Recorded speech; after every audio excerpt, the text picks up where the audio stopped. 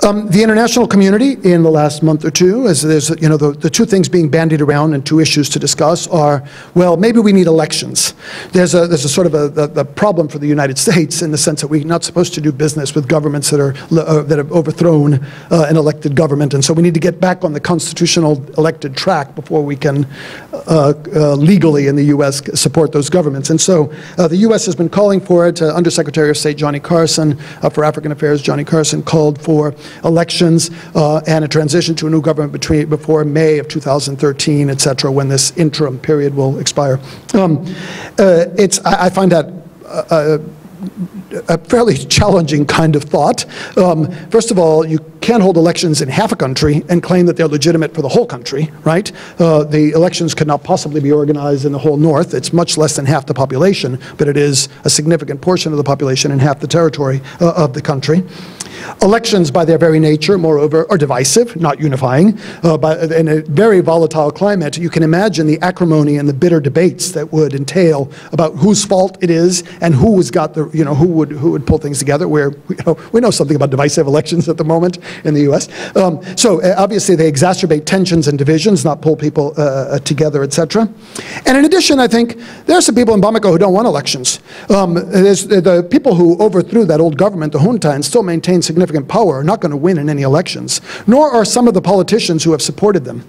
In fact, 2 days ago, I spoke with a Bamako journalist, Malian journalist based in Bamako, who said, we're not going to have elections because people can block them, because there are people who don't want them, don't want transitions, because there's no chance that this is what they see now is that avoiding elections, they may find a way to maintain power or to get their share of the pie for a longer period. Elections will not give it to them. And so some see a benefit in the status quo.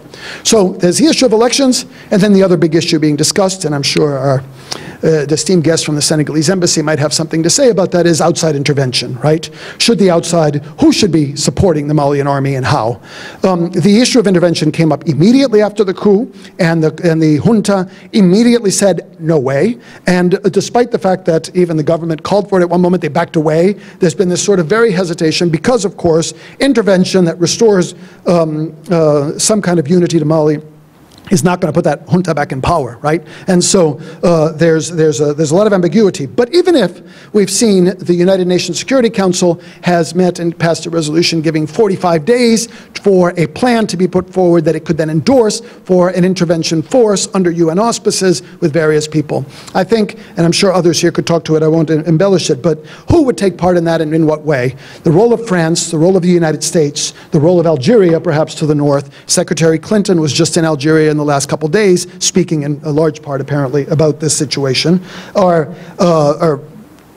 think there's a lot of debate in all those places about what role we should play, if any, and how. But in addition, other countries in the region, when I was in the area in Niger and in Mauritania in July of this year, both of those governments had taken quite a strong line, calling for intervention, calling for ECOWAS intervention, feeling very threatened. President Issoufou in Niger and President Abdelaziz in Mauritania were on the forefront of calling for those.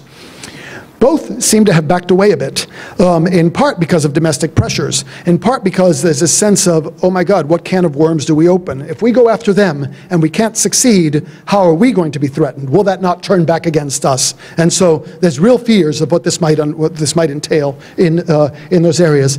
To complicate matters further, a week ago, 10 days ago, President Abdelaziz of Mauritania was shot as he was returning to Nouakchott from his weekend getaway in the desert. The reports are very mixed. We don't know whether, in fact, it was a coup attempt or whether, as the official press report, or the official government pronouncement was, it was an accident by checkpoint guards who didn't realize it was the president. He was alone. He wasn't alone.